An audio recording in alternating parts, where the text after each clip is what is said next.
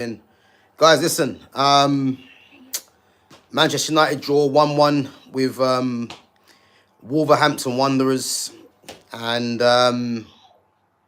you know what? I'm actually lost for words. I'm actually lost for words because you know what? Yeah, I think, as I said, man, I come on there all the time, and I try my best to not talk about this manager because, again, it just seems like every week I come on, it's the manager. Um, But you know what it is, yeah. I think it's one of them things for me now where I have to keep it real, man. I have to just keep saying what I'm saying because this is fucking unacceptable, man. This is unacceptable with this manager. I am fed up of this Manchester United club.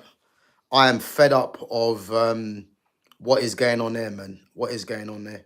And you know what? I didn't even watch the first half because I'm fed up of watching Manchester United as a whole.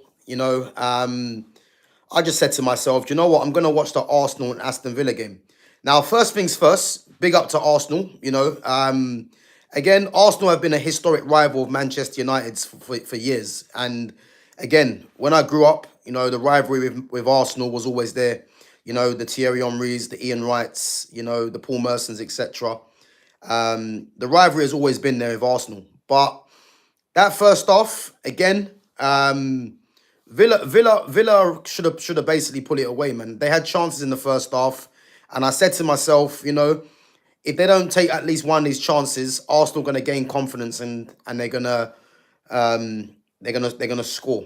And again, 4-1 sounds like a bad result, but again, I didn't watch the second half because I wanted to see the United game. But first half, as I said, Aston Villa should have put away some of the chances. I think Onana come off as well, and that was a massive miss for Aston Villa. But you know what it is? You have to give credit to Arsenal because Arsenal have not beaten a top side that's near them this season. And they've gone out there and they've more or less they've destroyed Aston Villa in the end. And it sounds like Villa capitulated in that second half. And again, I watched the first half and Villa were all over them. They were the better team. And then, as I said, in football, if you don't take your chances, it does come back to bite you in the arse. And that's what happened with Aston Villa in that first half. So, yeah, let's get it out of the way. First things first, big up to Arsenal. Another 3 points. Put the pressure onto City on Thursday. And now City have to go and respond yet again. But, again, I'm not going to say that. I'm still going to say City are winning this league. But you have to give credit to Arsenal where credit's due, man. Because at the end of the day, they done what needed to be done. Yeah. But guys, listen, I need someone to tell me right now, yeah? Someone needs to tell me right now, because again, I didn't watch the first half Manchester United. Someone needs to tell me right now, why the hell did Joshua Zirkzee come off this pitch? I need to understand, yeah, because this has gone past now. This has gone past the manager and his idiotic selections. He has got a personal problem with Zirkzee. He needs to come out after this game now and explain to us, yeah, and explain to the match-going fans why Joshua Zirkzee come off that pitch. Because I'm looking at this now, yeah, and I'm even gonna go down the road, guys, and saying, is there some sort of racial problem with Joshua Zirkzee? I need to know. Big up to Fitz, man. Big up Fitz, my guy. Big up, man, each and every time. Big up to Black Mojo King as well. Big up to Lily as well for coming through. But guys, I need to know, was Zirkzee injured? And why did Zirkzee come off this pitch? I need to figure out why. Because I mentioned last time, yeah, that when he brought this Jack Fletcher on, yeah, for me it was more of an fuck you to Kobe Minu. That's what it was.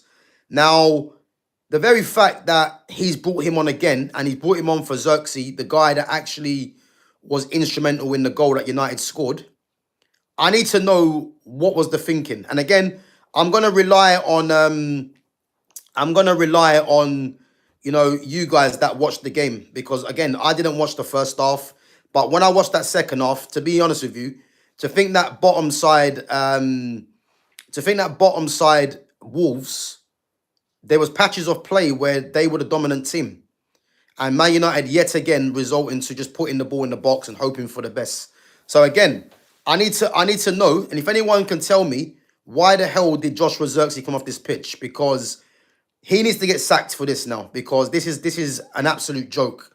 Joshua Zirkzee, yeah, has been ridiculed by a lot of this fan base, and a lot of it is on this manager, because this manager doesn't pick him. He takes him off for a youngster that had 14 touches in the last game. And then what happens now is that you're going to get all these people coming in saying that Joshua Zirkzee shit, he needs to go. And this has all been brought on by the manager. It's the same with Kobe Manu, yeah? Kobe Manu has been made to look like that he's shit because this manager doesn't know how to get the best out of him. So again, I need to know why Zirkzee come off this pitch. Again, I'm going to go through some of your comments, and then I'm going to get back onto what what I need to discuss. And guys, let me know what you thought of the game, because again, I missed the first half, but that second half was an absolute disgrace. An absolute disgrace. If Wolves had more quality, Wolves would have won the game. They would have won the game. And as I said, yeah, you've got bottom of the league, 2 points, and they've managed to get a point out of Manchester United. Surprise, surprise. And we're going to have, yet again, people coming there saying, you know, it's not on the manager, it's on the players. It's on the fucking manager. It is on the fucking manager. I don't care what anyone says, it is on the manager. How the hell, yeah, you take off Joshua Zirkzee to bring on Fletcher? And again, I don't blame Fletcher, because Fletcher's obviously living his dream, yeah? But let me tell you this now, yeah? This Fletcher ain't good enough. He's not good enough. I don't care how anyone feels about it. This Fletcher guy ain't good enough. He's not. He's not. And again, I need to understand why this manager thinks it's acceptable to bring off Joshua Zirkzee yet again. You know? Nobody knows why Zirkzee went off. No limp, no knock, nothing. So again, big up to Fitz. Big up, yeah? So again, if no one knows why he come off, yeah? This has to be personal. Because when they pan to Joshua Zirkzee's face, you know, Joshua Zirkzee seemed relaxed, because he knows this manager is a fucking dickhead. That's why. He seemed relaxed. So the fact that he wasn't limping, the fact that he never got a knock, but this manager chooses to make him the scapegoat, this is personal now. No one can tell me it's not personal. Like Joshua Zirkzee, for me, you know, he needs to pull this manager to the side and have words. Simple. He needs to find out what his future is at this club, because the way that he's been treated under this manager is an absolute fucking joke, man. It's a joke. And yet again, we've been embarrassed at home. You know, big up to Fitz, because Fitz did say, along with myself, we did say he's going to drop points against Wolves. You know, I wouldn't go as far and say Wolves would have beaten us, but again, if Wolves had more quality, we would have lost the game. We would have lost the game. You know, again, we're resulting to Diogo Dalot long throw into the box, hoping for the best. I like. Do you know what? Benjamin Sesko hasn't been as bad as a lot of people think he is. But let's face it, yeah. The very fact that Benjamin Sesko is getting more game time than Joshua Zirkzee, you can't tell me what I already know what it is. It's that simple. You can't tell me what I already know, because there's no way Zirkzee should be getting brought off the pitch before Sesko. And again, this ain't me getting onto Sesko, because I think Sesko has got something. But the very fact that he's staying on the pitch longer or playing a full game, and then Zirkzee comes off the pitch, what for? For Fletcher. So I can't lie, this may sound harsh, but from the 3 games I've seen, Fletcher has been so shit. Big up to Ishan Patel. Listen, it's not about getting onto Fletcher. It's not about that, yeah? But the only reason this Fletcher's playing, yeah, and I said this at the start, yeah, when he come on against, who did he come on against? Was it Bournemouth he come on against? He is doing this, yeah, because it's a fuck you to Kobe Manu. That is the reason. Because you can't tell me, yeah, that this manager, who hasn't been playing young players anyway, all of a sudden, Fletcher's coming on. Mantato come on. He's now playing Aiden Heaven. You can't tell me that the hierarchy have told this manager to fix up and told him he needs to be playing more of the younger players. You know, he's now changed to a 4 at the back. Again, we all wanted the 4 at the back when this manager came in. He came in with this fucking stupid system 3-4-2-1, yeah? And now all of a sudden he's playing four at the back. You can't tell me that isn't because the management haven't told him that that he needs to play a four at the back and keep it moving. We all know what it is. But my thing with Fletcher, yeah, when Fletcher's coming on having 14 touches in 45 minutes, at what point do you think it's a good idea to bring him on for Joshua Zirkzee? This is what I need to understand, because this is personal now with Joshua Zirkzee. How can Sesko be out injured? How can Cunha be out injured? Zirkzee plays, scores a goal, has two decent performances. As soon as them guys come back, he's out the team. Then you bring him in because Mount got injured, and then it plays in the 10. You know, although the goal was a deflection, you know, if you watch Joshua Zirkzee's footwork, great footwork, hit the shot, got a bit of luck, fair enough. But to bring him off at half time, and as far as we're concerned, there was no injury. We need to seriously ask questions of what the fuck is going on at this club. And again, guys, like, I don't want to come in there swearing, yeah, but I'm sorry, yeah. I can't hold back, because out of all my years of watching Manchester United, yeah, this is an absolute embarrassment, yeah. And the fact that this is allowed to go on for any longer, Ineos need to come out and sort this out, man, because this is unacceptable. Unacceptable. Fletcher ain't good. Again, I don't need to say Fletcher ain't good. I don't need to say that, yeah? We can just use our own eyes to just know that he's out of his depth. And that ain't Fletcher's fault. He's out of his depth because you can't bring a guy into a struggling team, yeah, in a position where... Has he even played in the two in midfield before? Has he ever played that? You know, so you're putting unfair pressure onto a youngster that's making his debut coming off the bench against Bournemouth. You bring him on again. Like, why are we surprised? Why are we surprised? And again, to think that this manager don't want to play Cobby, but yet he's eager now to bring on Fletcher. And Fletcher's out of his depth. And it ain't his fault. Yeah, listen, this whole nonsense with Darren Fletcher bringing his sons through, they come from City, etc. Listen, if City really wanted to, City probably would have kept them. That's the facts of it. If City really wanted him, they would have kept him. What I'm seeing from this year is that City weren't really that fussed, and the fact that Darren Fletcher has got, you know, links to the club, he's involved in the club in some capacity. Yeah, this is a fucking shambles of a club right now. I don't care how anyone feels about it, really. I'm not gonna hear anyone tell me that this Fletcher guy should be coming on for Joshua Zirkzee for what reason. Shouldn't be happening. Wolves are a guaranteed 3 points at home. Of course they are. Of course they are. But I have to be honest, from what I saw, Wolves look threatening. Wolves look like they could score. And as I said, yeah, they had a few chances that they should have scored from. The very fact that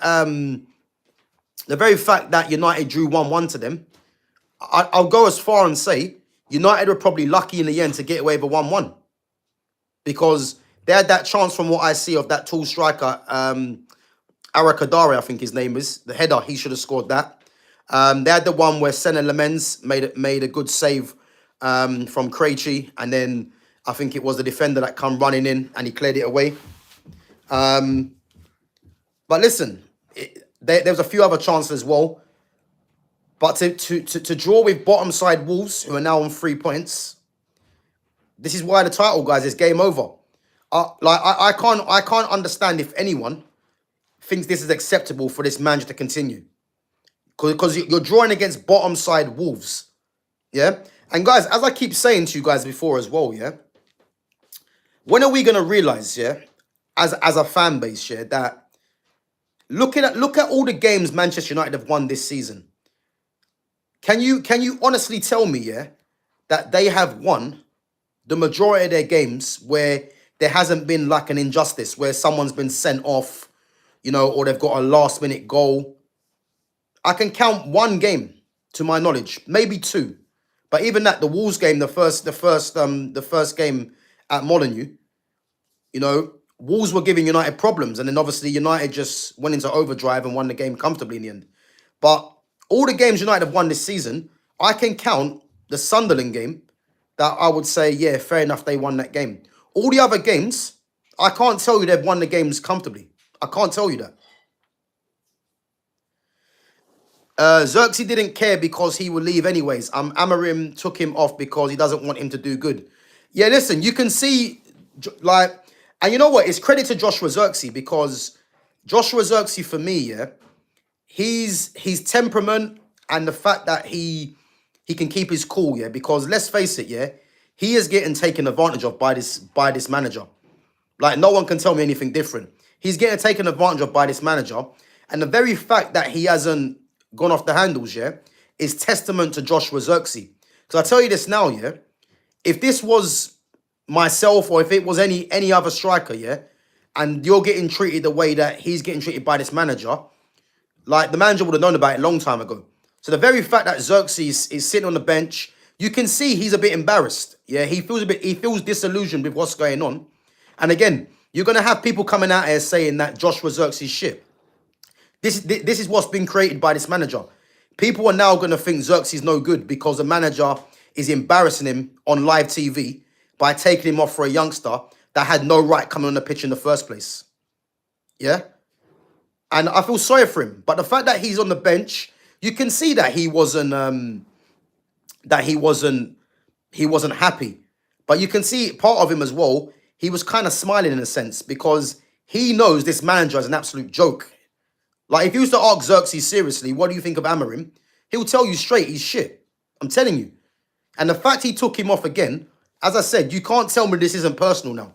This is definitely personal. You know, and as I said, I feel sorry for Xerxes. I feel sorry for him because the fan base are going to get onto Xerxes. And if you just got two functioning eyes, you will know that the way this team plays isn't suited to Joshua Xerxes. And the fact that he's not really been given any sort of chances, you know, and that's why I mentioned Sesko. And again, it's not to get onto Sesko, but how can Sesko in his recent performances deserve to stay on the pitch longer than Xerxes? You can't tell me what we already know what it is. You know? Yes, bro, I thought Arsenal were going to lose. Yeah, listen, I'm going to be honest, yeah. Aston Villa capitulated in that second half. Again, I didn't watch the second half, but when you're getting beat 4-1, it's telling me that, you know, you've capitulated. And the very first goal that went in from Gabriel, Martinez made a mistake there. You know, you're the keeper that can use your hands, just punch the ball out the area, you know. And as I said, man, credit to Arsenal because, you know, people like myself were saying, I can see them dropping points. You know, the first half, as I said, Villa should have been more or less out of sight. They had a couple of chances. The Ollie Watkins one comes to mind. But as I said, it's one of them things for me where still a long way to go. But you have to credit Arsenal, man, because they keep churning out results, man. And now they turn it over to Man City to see what City can do. And City now have to go to Sunderland and respond back. And then it comes down to 2 points. But as I said, Arsenal got a few games coming up, man. They got 8 games in January. And that's going to test them. So, listen, they got the 3 points against a team that has won 11 games in a row. Fair play to them. But, yeah, listen, I'm still going to say City, man, for me. Xerxes and Manu brothers need to catch Amorim in a car park tonight still. Yeah, listen, bro, something needs to be done. It needs to be done. Like, I would rate Xerxes, yeah, because I don't believe Xerxes is leaving. You know, I think there's reports today saying that Ineos have no intention of selling Xerxes. You know, if I'm Xerxes, I would want to leave because this manager is taking the piss. But this manager hasn't got long left. And for me, this is the game where I'm saying it's game over for Amorim. It's definitely game over for me because you cannot be drawing to bottom side Wolves who are getting beat everywhere. And surprise, surprise, Manchester United at home drawing 1-1 with Wolves. And parts of the game, as I said, Wolves really should have got the 3 points, if we're honest, you know. Wolves were playing better overall, even though both teams were off form. Yeah, so for what I saw in the second half, Wolves were definitely threatening. That guy, Matthias Mane, was causing problems. The right back or right wing back, Shatshua, that guy's got pace to burn. They were causing problems. They were causing major problems, Wolves. And again, we have to look at we have to look at the manager for this. I don't want to keep hearing this, the players this, the players that. The manager just decides to set them up in a certain way. So we can't just keep looking at the players all the time. Because as I keep saying, we've got a squad, yeah, that is definitely good enough to be top 6 minimum. Yeah. This manager is going to be the undoing of this team. For real. You know? He could have brought on Shea Lacey instead of Fletcher.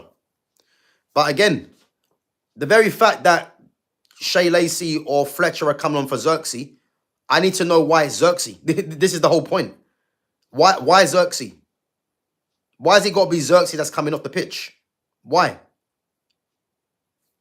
This is the problem. I told you, bro, Big Gabby is back. Boy, well, let's hope Big Gabby can steer you guys to a title, man. That's all I hope. Because as I said, man, big up for the win. But let's see in the next couple of weeks what happens. Because you got a lot of games coming up. And it's going to be testing times. And again, look at the Aston Villa one as they beat you and you beat them. So, you know, they're obviously 6 points away. But listen, there's still a long way to go, man. Still a long way to go. And as I said, you guys have got 8 games in this month, in January. So, yeah, we're going to see.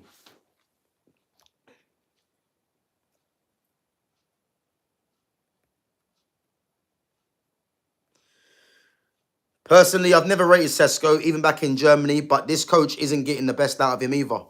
Bro, I never wanted Sesko. Like, I said this at the start of the summer, because we had a lot of these fans were saying they wanted Gyökeres because Gyökeres scores goals. You know, he got obscene amount of goals in Portugal. And then all of a sudden, the club pivots towards Benjamin Sesko. And a lot of these fans that were saying that they want a 30-goal-a-season striker, it was acceptable now to go and get Sesko. And again, the standards at this club are in the bin because a lot of these fans don't know what they want, yeah? I wanted either Mateta, Ivan Toney, or Johan Visser.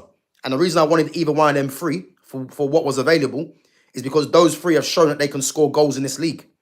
But United pivoted to Sesko, and again, maybe offered a recommendation of Vivell, Christopher Vivell. But why would you go for a striker that scored, 12 goals? Something like that in the Bundesliga when you wanted a guy that scored 30 goals or 30 plus goals in Portugal? Doesn't make any sense. And this is what I'm trying to say to you. The standards at this club are in the bin because they don't keep the same energy for the same players. And again, this isn't to get on to Sesko, yeah? But the very fact that Sesko was brought into the club in the first place, having scored 12 goals or something like that in the Bundesliga, why did anyone expect Sesko to come to this league and score 30 goals? Again, I didn't want Sesko, but if Man United went in for a striker, at least get Premier League proven, or better yet, play Joshua Xerxes as the 9 so he can facilitate for the wide forwards in Mbuemo and Cunha that have shown that they scored goals at their previous clubs. But this manager wanted to be smart and play this stupid formation, this 3-4-2-1, and then play Sesko, Mbuemo, and Cunha. I mean, I don't know why anyone thinks that them three would work anyway. Why do you think them three would work? You've got a maverick in Cunha, yeah? You've got a maverick in Cunha who needs the freedom and needs to be the main guy. Then you've got Mbuemo, who's a wide forward that plays as a right 10. And then you've got Sesko, who really and truly doesn't really link the play like that. Wants to play on the shoulder. And we wonder why this club's struggling. Tells you everything. Guys, make sure we're smashing the like button. We got 8 of you watching at the moment, and we got 11 likes. Smash the like button, sub to the channel, and make sure you share the channel as well. And guys, let me know what you thought of the game. I'm just gonna go through some more of your comments as well. I hear what you're saying, bro, but despite his goal, I think he was poor. And every time he plays, I feel we look worse in attack. Again, I didn't see the first half. I just saw Xerxes' magic for the goal, and obviously a lucky deflection. But as I said, yeah, when people say Xerxes was poor, for me, a lot of it is perception. I don't think people actually think he's poor. It's perception. And I said this before, yeah, because Xerxes looks like he's not trying. A lot of fans that go and watch these games, they can only relate to players that are running around to assume that these players are trying hard. But someone like Xerxes, yeah, because he's got like a languid style, automatically people think he's not doing too much. And again, this is about understanding players and understanding where to position certain players. Like, people don't think Xerxes is a striker. They think he's a 10. No, he's a number 9 with number 10 qualities. But again, he needs players around him to link with. Yeah, if you haven't got players that are linking with Xerxes and you leave him isolated, you know, he's not someone that is going to outstrip a defender with his pace. He needs players around him to link with. And the very fact that this manager cannot play a system to get the best out of Xerxes, yeah, this is why you're going to have fans now saying Xerxes shit. This is the problem. This is the problem. I guarantee you, if Xerxes was playing for any other team in this league that wanted to play, you know, progressive football and wanted to play in a way that got the best out of Xerxes, this talk about Xerxes being shit wouldn't be happening. I can tell you that for free. But we got this manager making Xerxes look like some kind of idiot out there. And then you're taking him off for Fletcher. I mean, why the hell Fletcher come on? Why? Don't make any sense, man. Ridiculous. Ridiculous, man. Will United get Conference League? Listen, I've said it already, yeah? If this manager somehow survives the season, and again, I'm going to stick with my belief and say that this manager needs to be sacked. He needs to be sacked off of this result. I don't know how many times we have to keep going for the same thing and just keep saying this manager needs his players or he needs time. Any fan that thinks that, yeah, you're part of the problem. Because I keep using this analysis, yeah? If you've got a business and you bring in a manager and he's failing like the way he is, regardless of what's going on behind closed doors, if you've got a manager and you're having to micromanage the manager and he's making wrong decision after wrong decision, at what point do you think, okay, maybe this manager ain't the guy I thought he was. Maybe I got to sack him. All these fans that think this manager deserves time, you're part of the problem. It's that simple. It is that simple. I've never heard such nonsense in my life for a defense of a manager. I've never heard such nonsense, a defense of a manager. At the end of the day, yeah, he is failing miserably. He's failing. All the negative records that you could think of, this manager is breaking. And we're supposed to be, you know, giving him time because we've gone down this route of sacking managers in the past. Like, what kind of nonsense is this? What kind of nonsense is this? It doesn't make any sense. And again, we're gonna people want to talk about the Glazers, etc. I'm not here to talk about the Glazers because the Glazers ain't going anywhere. A lot of the fans can't do anything about the Glazers, unfortunately. The Glazers are a massive problem. We know that. But we can only control what we see on the pitch. And the very fact this manager, you know, plays the wrong players, takes off the wrong players, you know, his in-game tactics, anything you want to think of, the fact that this manager consistently does this, at what point are fans going to open their eyes, Manchester United fans going to open their eyes and realise, yeah, that this manager just isn't good enough? When are we going to realise that? Ridiculous, man. And as I said, if he stays in this job for the whole of the season, Man United don't finish in the top half. I've said that. They're not going to finish in the top half. The fact that we drew to Wolves, yeah, that should be a warning sign for every Man United fan out there to think that we're going to get into the top 6. We're capable, but not with this manager. It's that simple. He's going to be the main reason that we're going to be held back. And that result against that result tonight, yeah, has typified it. You don't draw with bottom of the side, bottom of the league at home. At home is meant to be the fortress where you get the majority of your points. You're playing bottom of the league that has 2 points and you don't even win the game. And for large parts of it, Wolves look like they could have scored another goal and won the game. Ridiculous. They'd call what he's doing to the young players playing the kids when they're not being platform well enough to thrive, which is how integrating the youth should be. Bro, he's got no interest about the youth. The very fact that he's playing the youth now, like, he's not fooling me. He is not fooling me. And if anything, yeah, he's insulting, yeah, every fan out there, every Man United fan out there, because it's either one or two things, yeah. He's either trying to buy time with the match going fans to say he's trying to play the youth, or upstairs Ineos have told him, listen, your job's on the line, you better play the youth. It's either one or two things, you know. And again, he's probably hoping, yeah, that these younger players fall, because this is the kind of manager I think he is. He's probably hoping that the younger players don't play too well, because it's more of a, I told you they were shit. I told you they weren't good enough. It wouldn't even surprise me, yeah, if he's actually doing that. Because I'm sorry, yeah, bringing on Fletcher for Joshua Zirkzee, I need to understand still what that was all about. He needs to be questioned on that. Needs to be questioned.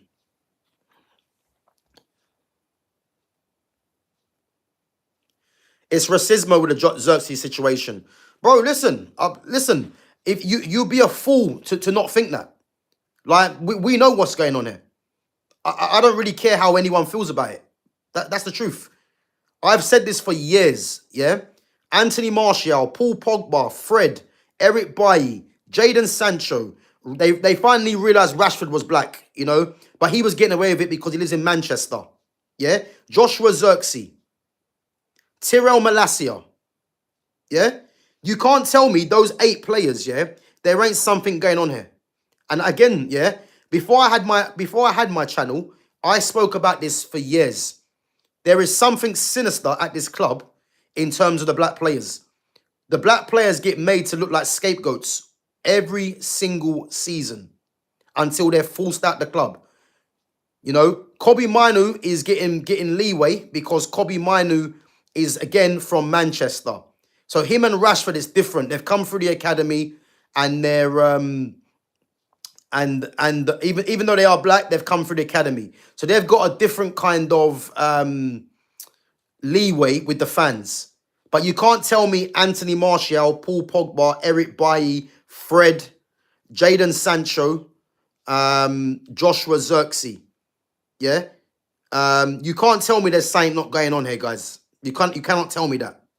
You know? And again, I don't even want to talk about race, because the very fact I'm talking about this, yeah, is an absolute joke in the first place, because this is football, yeah? But this is what it's come to now. And you can't tell me that Joshua Zirkzee, yeah, is getting made an example of because of these things. Because when Amorim does what he's doing, yeah, it feeds into the match-going fans that don't rate Zirkzee in the first place. And then you're going to get people saying that Xerxes shit when he's not. You know, and then in the other hand, you've got, as I said, Benjamin Sesko isn't putting up any trees. But yet he plays the full games. Why? Why? Because he can jump high. The whole thing's a fucking joke, man. I'm tired of it. I'm tired of it. It's ridiculous. We have got the squad this season. There's a greater chance this season than any other season. Yeah, listen. You guys have every right to feel confident, Arsenal fans, because you're top of the league by 5 points. You know, you're top of the Champions League as well. And as I said, man, you guys have every right to feel confident. But as I said, I'm gonna stick to my guns and say Man City winning this league, because I've seen it all before. And that first half for me was concerning. You know, if Villa had more quality going forwards, you know, maybe if the chances dropped to a Morgan Rogers rather than a Ollie Watkins, the first one, then that game would have been different. But as I said, I didn't watch the second half, but Villa capitulated from what I see. So, but yeah, big up to Arsenal, man, because they're doing their thing, whether it's pretty or not, but they're getting results, man, and that's what matters at this stage of the season. But can it continue? That's the thing. Big up to Lumi Rain, says, Gav, give me my flowers. Yeah, big up Lumi. Listen, I'm an honest person, man. You know, I said I'll come on regardless if Arsenal win or not, yeah? And as I said, they got 3 points, man, and you can't say anything other than that. And if you guys think you guys are winning the league, who am I to disagree? Because you've given every reason to think that you can do that. So yeah, big up, man, big up. Nah, City ain't beating Sunderland away at 8:15 kickoff. They might get a draw. It's going to be difficult, but they're missing obviously a lot of their AFCON players as well. Sunderland, I think they're missing like 6 players. So as I said, it's one of them things where it's not going to be an easy game for City, but City are strengthening. You know, Semenyo's obviously more or less agreeing his deal. So as I said, man, they're strengthening their team, and they're going to take some stopping. You know, and City for me are just going to tick off games like the game against Sunderland tomorrow. It wouldn't surprise me if they nick it 1-0 and just you know keep it moving, because to me it seems like City have are starting to get things together. And in Ryan Cherky, you know, they've got a Ballon d'Or contender in the future for me. And as long as he keeps showing up the way he is, they're going to take some stopping, man. So, yeah.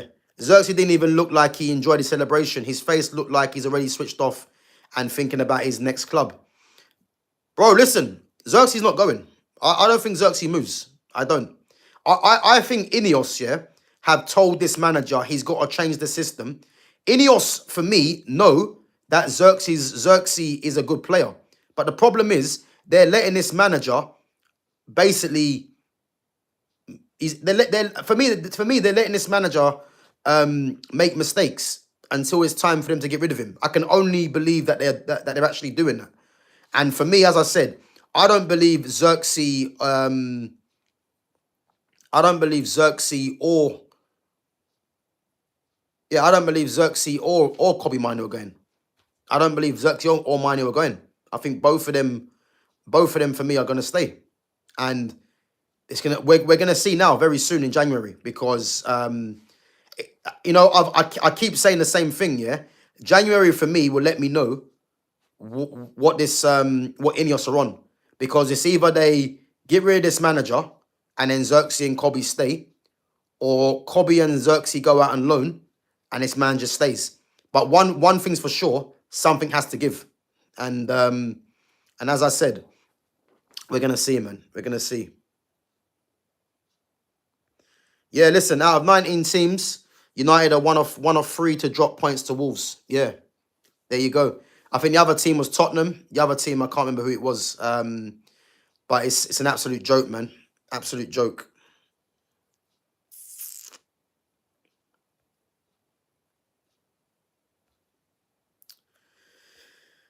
Why SCAMORIM? Don't leave Dorgu on the right wing back. And again, Chops changes. None of these players are getting chemistry.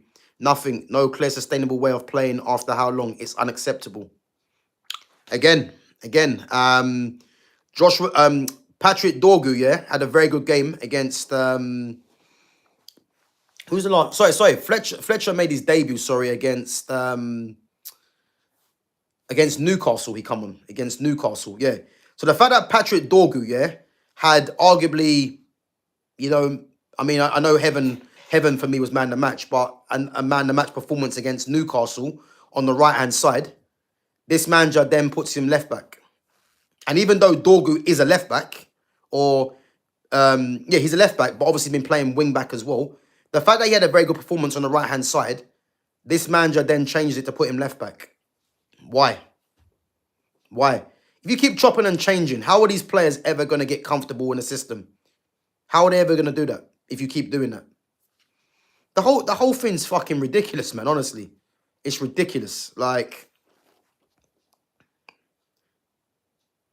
Xerxes is lazy. If you can't fulfill your role, you're out. Yeah, that's nonsense. That's nonsense, UK strains. That's nonsense. Like, again, because Xerxes that doesn't run around like a blue-ass fly, that don't mean he's lazy.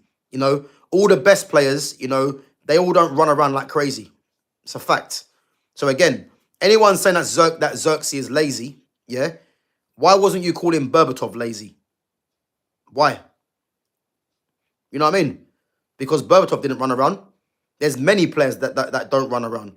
And again, I'm not comparing Xerxes and Berbatov as players, but if you're saying Xerxes is lazy, that's only based off the way of perception. That's all it is. It's perception.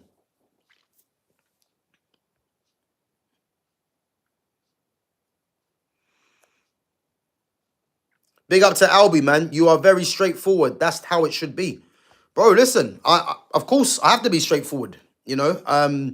I wouldn't be true to myself if I wasn't, because at the end of the day, this is a shambles, man. And any fans that think that he deserves more time, I mean, you have to question them. Are they even fans? I'd question any fan now that thinks Amorim deserves to stay. I'd question them, because this is unacceptable. He's criticised the youth. Now he's using the youth. Is that based off of what Ineos are telling him to do? You know, the chopping and changing. Like, the whole thing's an absolute joke, man. Absolute joke.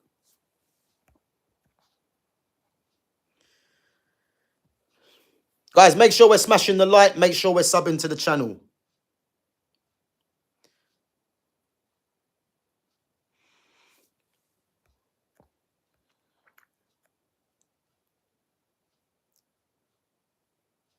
What do you think we need in January? And is the problem with the quality of players we have or the system?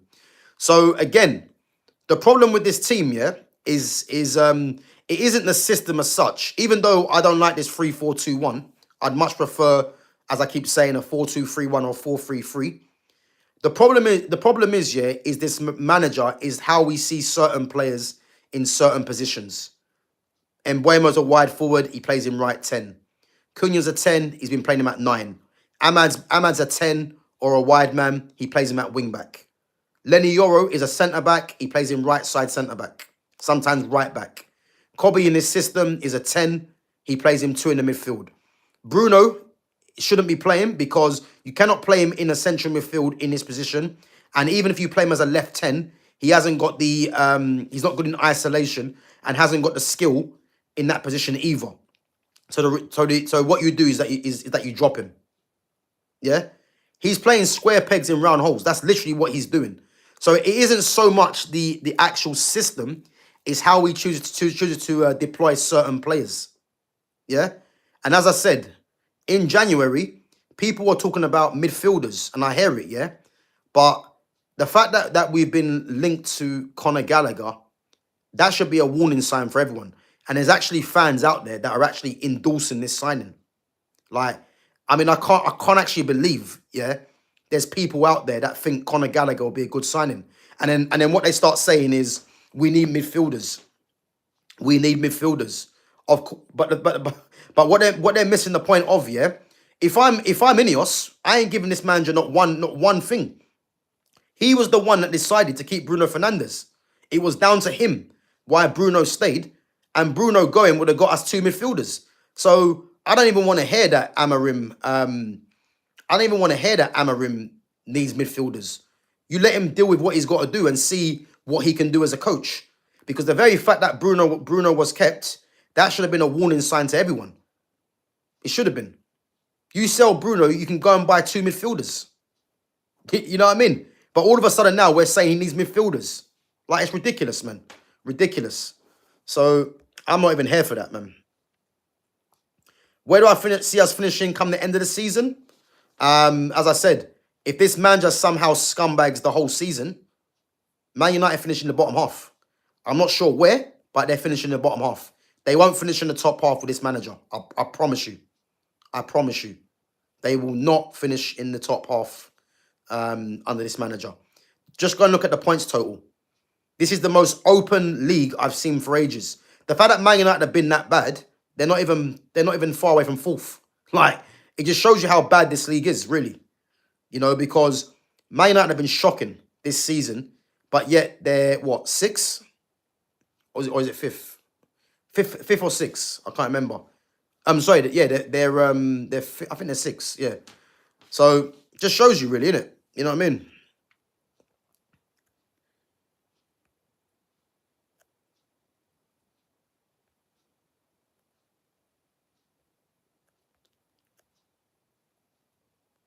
Yeah, big up to Christopher McGrath, man. Big up.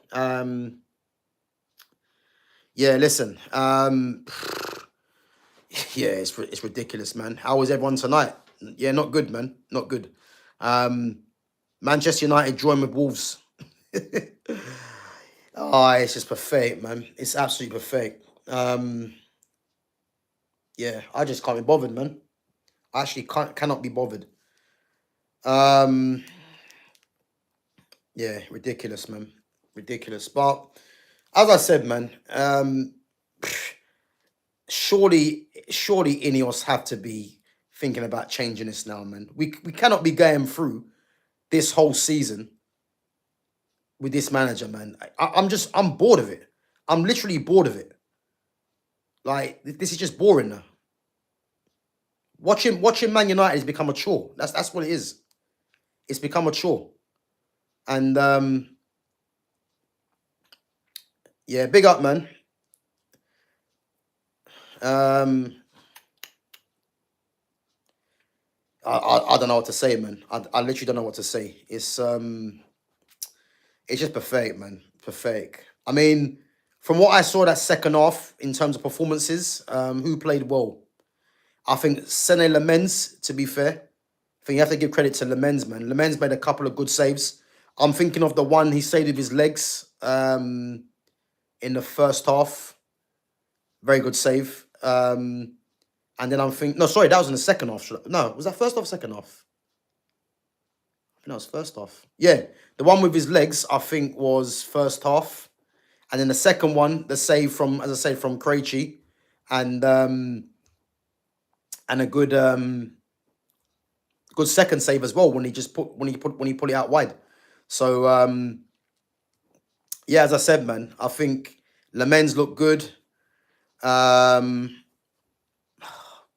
can't even tell you who played well. I mean, I did say as well, Cunha, yeah. Cunha is a talented footballer, yeah.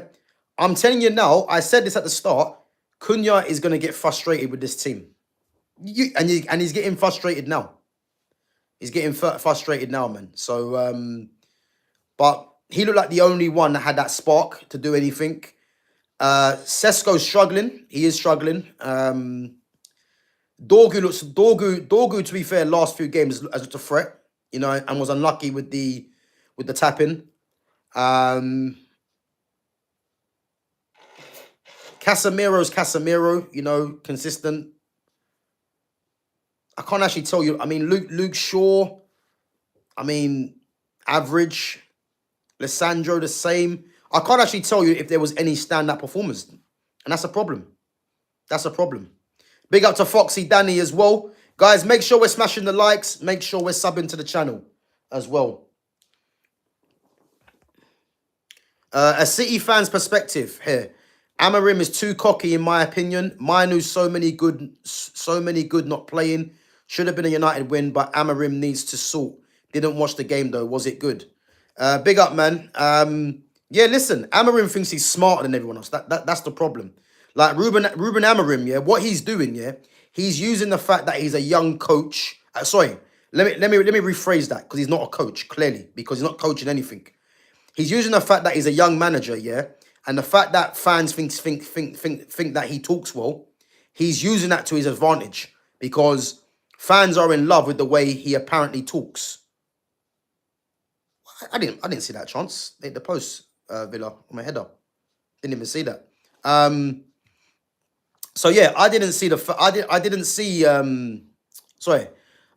He's using the fact that he apparently talks well and all this other nonsense, yeah, as a way of him getting away with it with his fans. That is literally what's going on there. But when you're saying he's too cocky, it's not even cocky that I would say, yeah. He's deluded. He thinks he's better than what he is. He thinks he's better than what he is.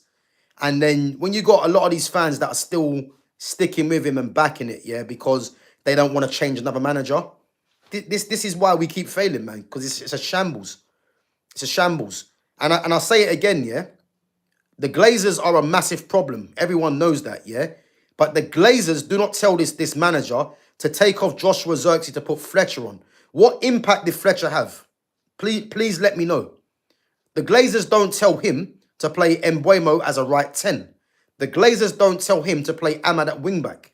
The Glazers don't tell him to not play Kobbie Mainoo. You know, should I go on? So that is not the Glazers. That is Ruben Amorim thinking he's smarter than everyone else. You know, and as I said, I didn't watch the first half, but the second half, I'd argue with anyone. Wolves could have won the game. They could have won the game. And that should tell everyone everything, how bad this is. There is no creativity in this team because there is no Mount, Bruno, and Ahmad. Again, that's a lie. Bruno's not a creator, neither is Mason Mount. Yeah.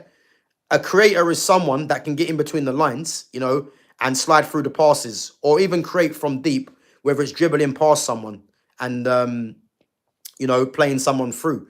Bruno doesn't create. Bruno's got volume to his game.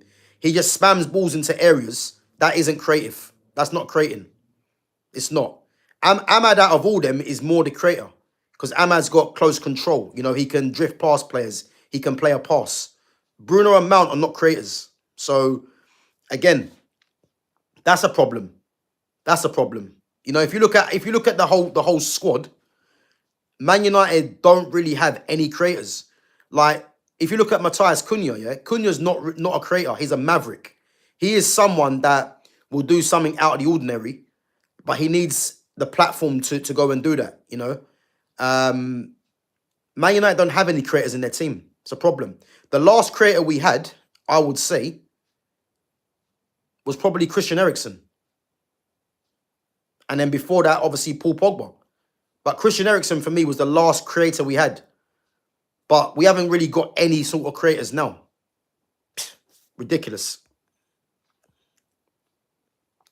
Martinez played okay, and I'm thinking he'll only get better when De Ligt returns. But again, so we're relying on De Ligt to bail out Martinez. First it was Varane, now it's De Ligt. See what I mean? Like, ridiculous. Yeah, ridiculous. Yeah, 2 games now he's played 4 at the back. Exactly. And again, I think this has come from upstairs. Because this is the same manager that was saying not even the Pope would make him change his formation. And all of a sudden, he's changed his formation. You cannot tell me that isn't from upstairs. They've probably told him, as I said, you either change this formation or you're getting sacked. Like, it can only be that, really. You know what I mean? And again, I'd argue that of anyone. It can only be that. Because I don't believe, yeah, I don't believe that he just changed his formation. Because it doesn't make sense him saying, you know, all this other nonsense that he's been saying. So upstairs they've definitely told him that. He's got to change something, I believe.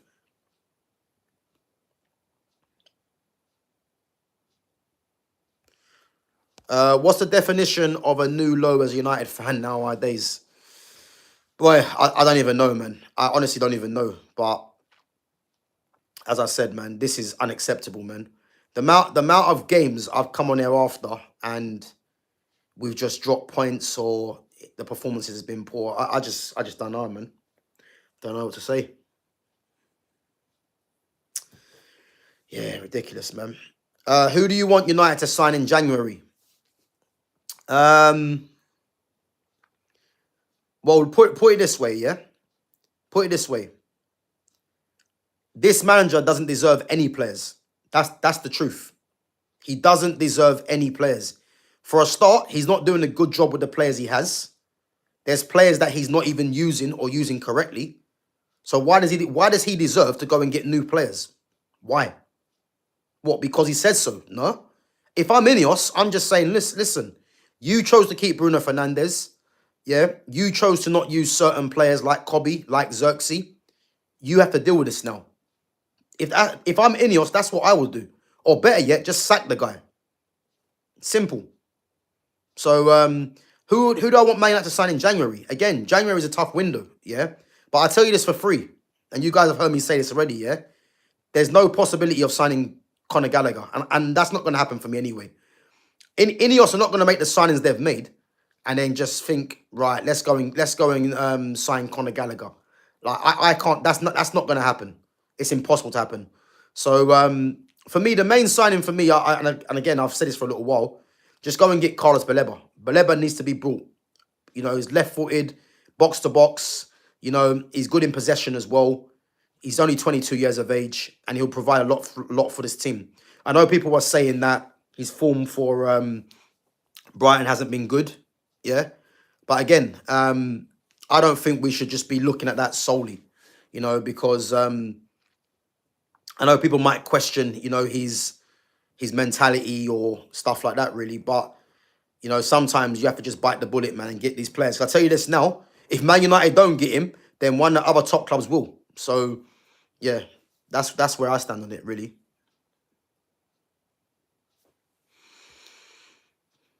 If the Premier League wasn't so bad this season and we were in the bottom half, Ruben would be gone. The league itself is saving him. That's exactly what it is. Big up to Shane. That's exactly what it is.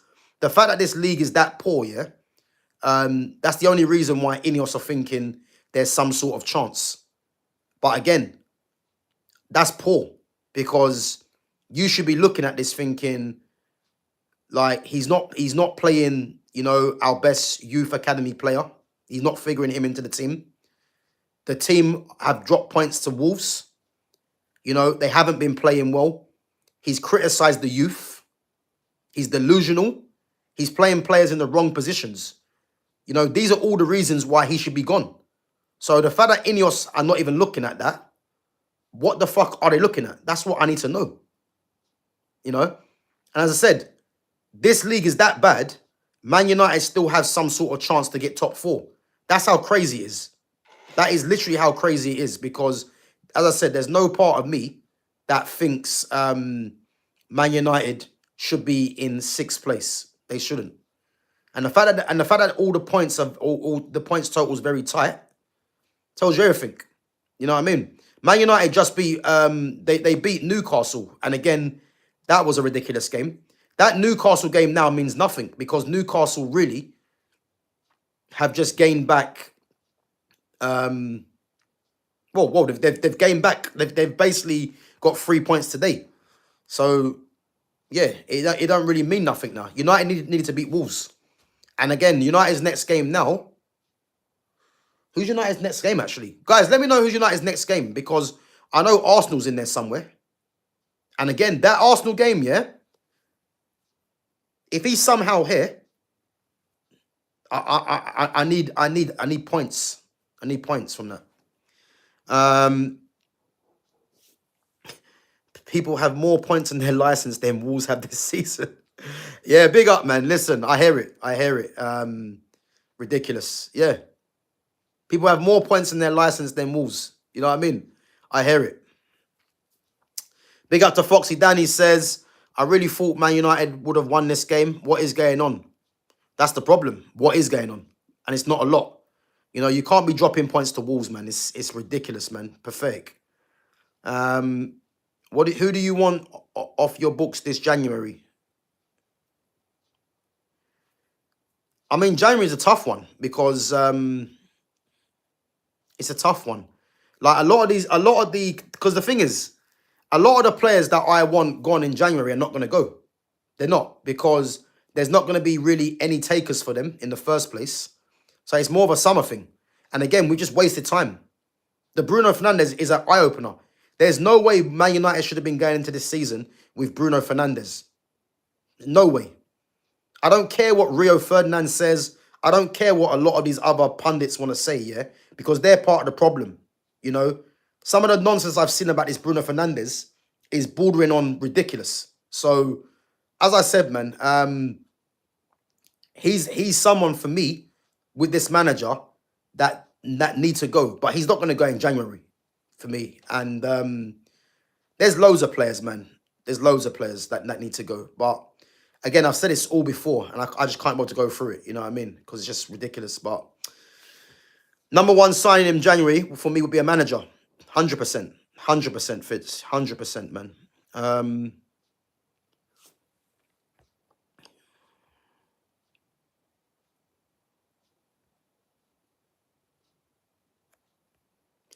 Right, so we got Leeds away on Sunday. Guys, that's a derby, yeah? Rose's derby.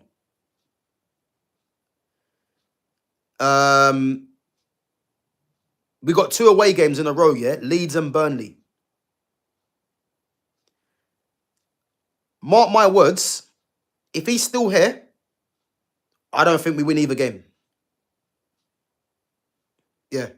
But I'm past the point of saying now, yeah? Like, When's he gonna go? We just need to realize, yeah, that this is not getting any better.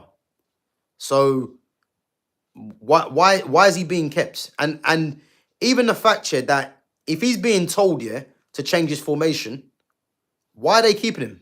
Why is he still here? Because you're more or less micromanaging his decisions. So why is he still here then? Don't make sense. Bruno should fuck off. Kobe should be starting this midfield. He started a Euro and an FA Cup, for God's sake. What does he have to do? 100%, man. 100%. Like, but again, this manager has got fans thinking that Kobe's shit now. You know, there's a lot of fans saying Kobe should go. Apparently, Kobe wants 150 or 200 grand a week. Nonsense. Unless that's come out of Kobe's mouth or his entourage, it's just people just doing too much and wanting Kobe to go. Why would Kobe want 200 grand? Why? Like, you know what I mean? It doesn't make any sense. But if he's looking at Mason Mount on 250, he'd be well within his rights to really kind of ask for that, because Mason Mount ain't better than him. And he's on 250 and wears number 7. So I hear it. But I don't believe Kobe doesn't want 200 grand a week. But there's Ruben Amorim has got fans thinking, yeah, that Kobe's asking for that and thinking that Kobe's overrated. This is exactly what's happened. But yet we have to keep watching Bruno Fernandes, you know what I mean? Scam stats to no avail. And then you get all these idiots, these dumb pundits saying, where would United be without Bruno? Where are we with him? That's the question. Where are we with him? We're nowhere. And again, how football works, yeah? You take out someone that dominates the stats because he's on every set piece. You get another player in and the team will play a different way. That's how football works. You know what I mean? Maybe the goals will be shared around the team, not and the assists, not hogged with one player because he's been given the keys to Old Trafford. That's how football works. But a lot of fans don't want to understand that or don't even understand it. You know what I mean? And then, yeah, all we get is Bruno Fernandes this, Bruno Fernandes that. Ridiculous. Him, the manager, and Dallo, get all three of them out of there. Get all three of them out the club. You know, it's not going to be done January. Maybe the manager. But those two, next season, I want to see a clean slate from them two players.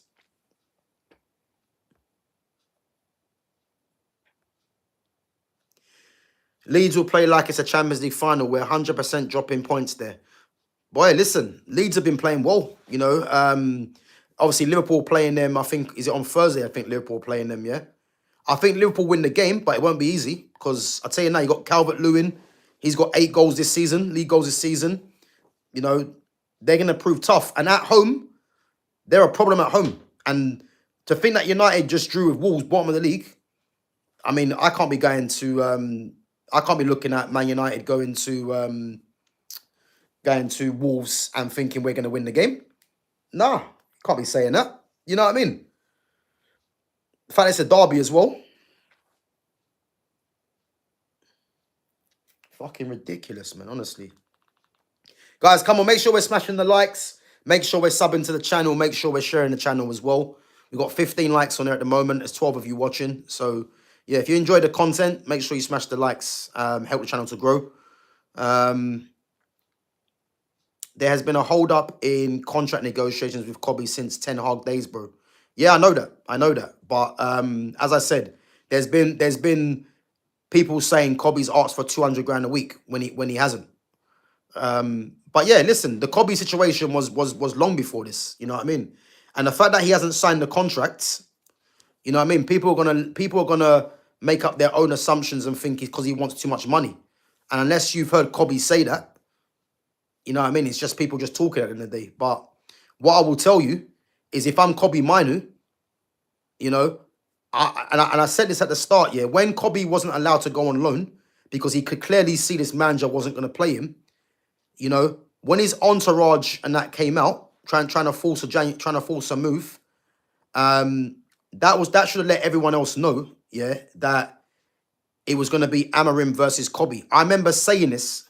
As soon as Kobe's entourage came out, it was a clever move because they were letting everyone know you're either picking Amorim or you're picking Kobe. And look at it now, it's come down to that. It's come down to that. And as I keep saying, the fact that this Fletcher guy has been brought on now, that is Amorim trying to do too much and he's trying to show Kobe Minu, you know, I've got Fletcher now. That's what he's doing. Because this Fletcher guy's come on, and again, it's not to get onto Fletcher, but he's come onto the pitch, no impact.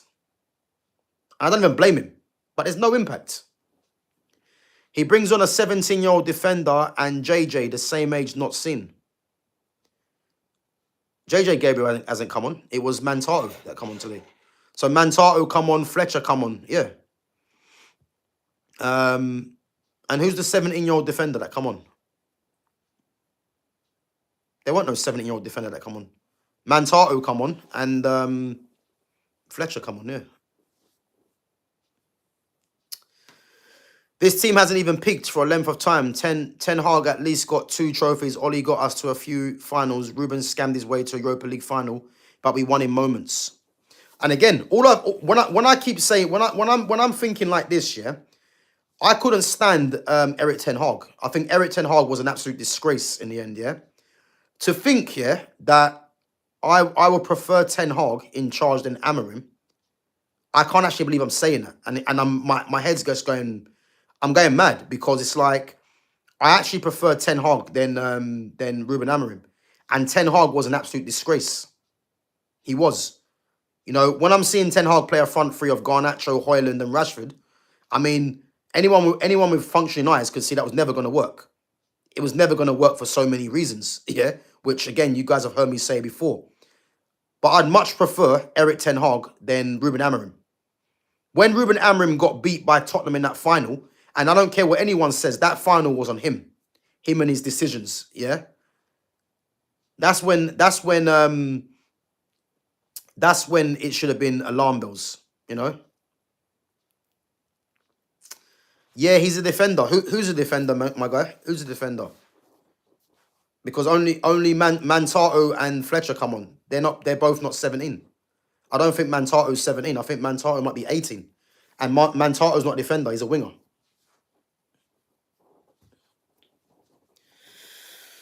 So, yeah, man. I don't know what to say, man. It's ridiculous. It's ridiculous. Guys, anyone else watch any of the games today? Anyone catch any of the other games? I think Everton beat Forest 2-0. And again, Everton have clawed back some points as well now. Let me check, guys, the league table quickly.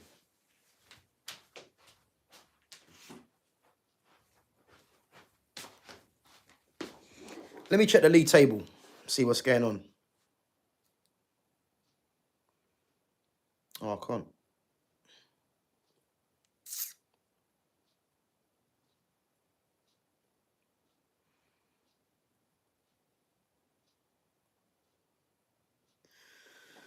Oh, fed up, man. Fed up.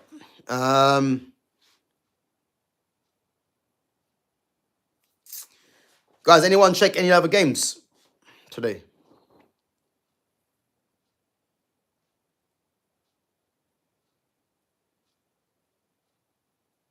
Good finish. James Garner, yeah? I think Garner got a goal and an assist.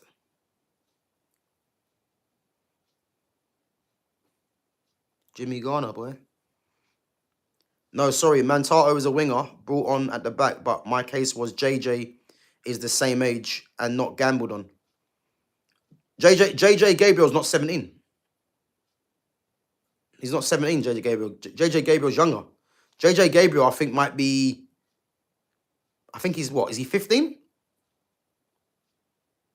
Yeah, JJ Gabriel's not 17. If JJ Gabriel was 17, he probably would have been in the squad already. Because I think he trains with the first team, but he's too young to play. So, yeah, JJ Gabriel's not... JJ Gabriel's not... JJ Gabriel's not 17. He's too young to play. So, yeah.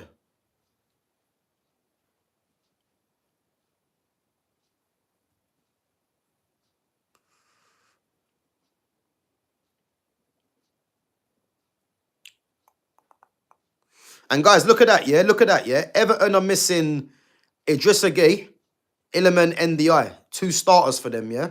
And obviously Kiernan Dewsbury Hall as well. And look at that, yeah? They've gone to Nottingham Forest and beaten them 2-0 We go to Forest and have to rely on a wonder goal from Ahmad. You know what I mean? Ridiculous to even to draw the game. By the way, not even to win it, to draw the game. Ridiculous, man. Absolutely ridiculous. So I have to rate David Moyes. You know what I mean? You think David Moyes is going to start playing this stupid formation?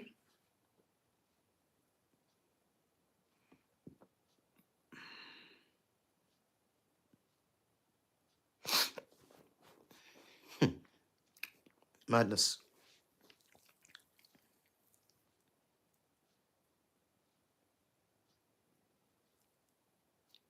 Bring back Moyes, yeah? Sure. Listen, boy, I'd have David Moyes. I'd have even Ole Gunnar Solskjaer ahead of.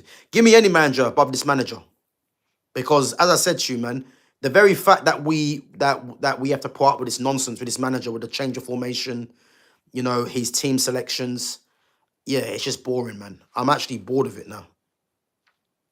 I'm actually bored of it. No, listen, you think it's a joke? Like, I'll take any manager above this manager. I don't think you deep how bad this manager is. Like, I said this, yeah, about a month ago, yeah. I said Ruben Amorim's the worst manager in this league, yeah. And I said the only other manager that people might compare him with, yeah, is Rob Edwards at Wolves. And surprise, surprise, Rob Edwards gets a draw out of Ruben Amorim today. You see what I mean? This is the problem. Villa should have had a pen at the 10th, 11-minute mark, and Saliba's goal should have been disallowed as Saliba jumped and led with his elbow. VA Arsenal strike again. Yeah, but it wasn't. I think you mean Gabriel, man, not Saliba. I think Gabriel. Yeah, Gabriel's one looked like it come off his arm. So I was surprised that was still given. But again, you can't really. I think you have to look at the fact that Martinez messed up, because Martinez should have really. Martinez really should have. Great ball. Yeah, Martinez basically should have punched the ball. So yeah, I'm not even gonna say that. I mean, sometimes you can't leave it really with the decision with the refs and that. But Martinez should have as I said, he should have punched that anyway. You know.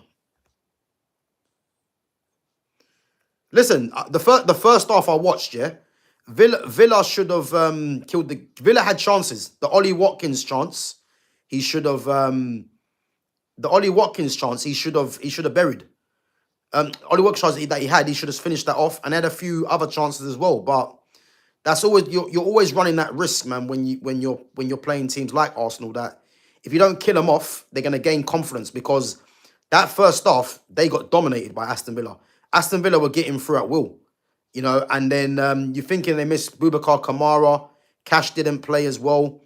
When Onana went off at half time, that's when the problem started, because Onana's a physical presence in there and he keeps shape. So that's where it went. That's probably where it went the other way for me with him.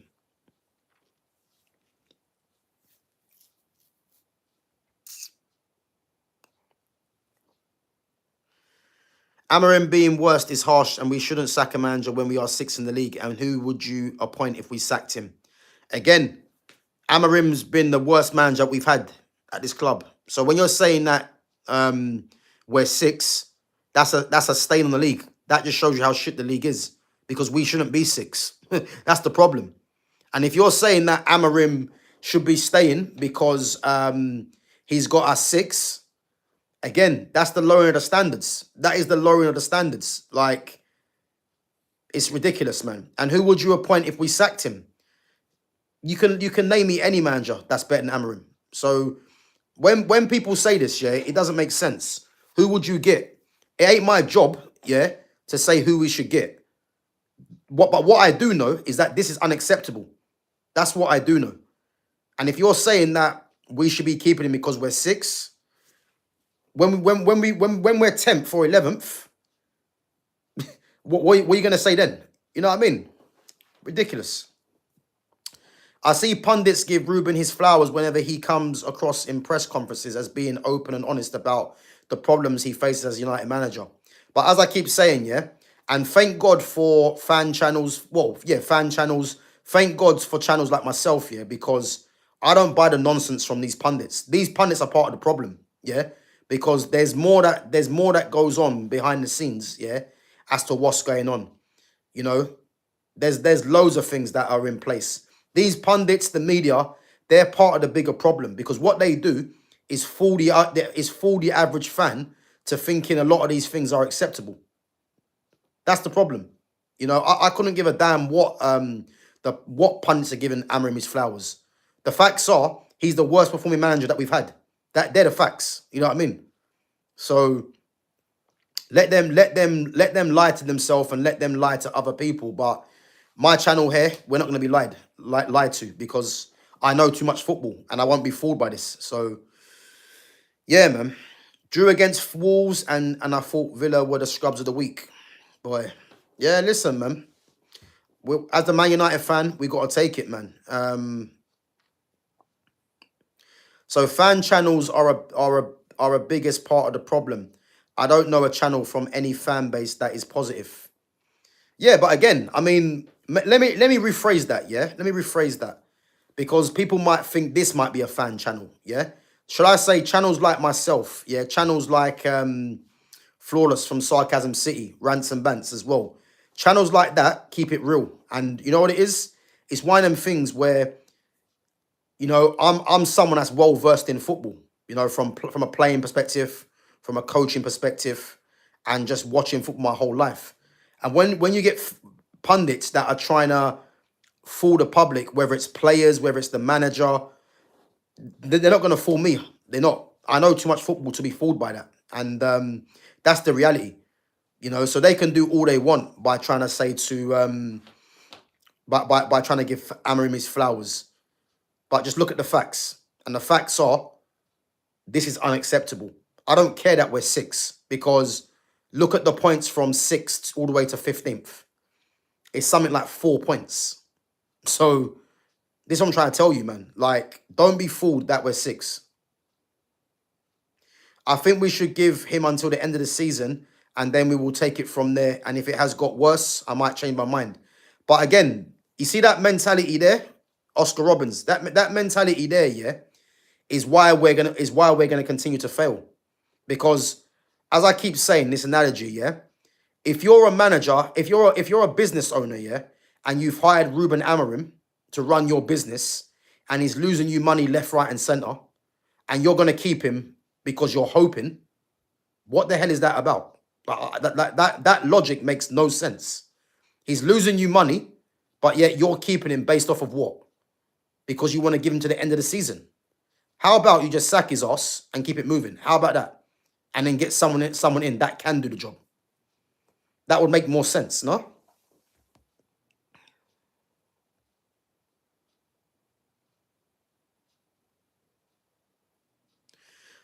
No, they just like to moan and hear their own voice. They barely debate anyone with an opposing viewpoint.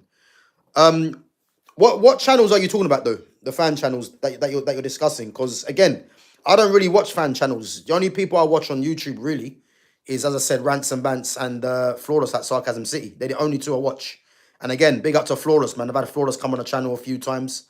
I've been on his channel as well. And again, we have our own opinion, and it's one of them things with us that we it's thank God that myself and a few of the others have their channels because the way the media lie is an absolute joke. I'm telling you, and these ex pros and that, they're part of the problem. They're literally part of the problem. You know, so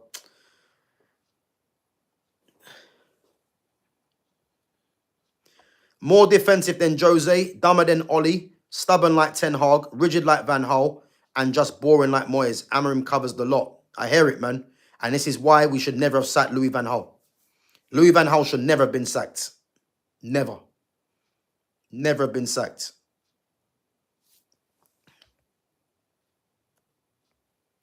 Our standards are on the floor. I am fed up of this manager so much.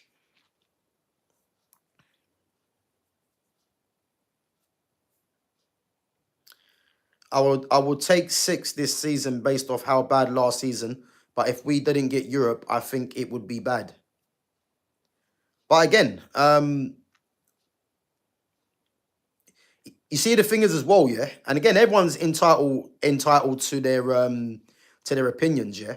But why is it that we're looking at it as, you know, you would take 6 and based off of last season? Based off of last season, yeah, he shouldn't be here. And we are meant to be, along with Real Madrid and Barcelona, the biggest club in the world. So if we're meant to be one of the biggest clubs in the world, why are we acting like the smallest club in the world? Why? Because apparently we don't want to keep sacking managers. So what do we do then? We just keep doing this until the rules fall off. Is that what the answer is?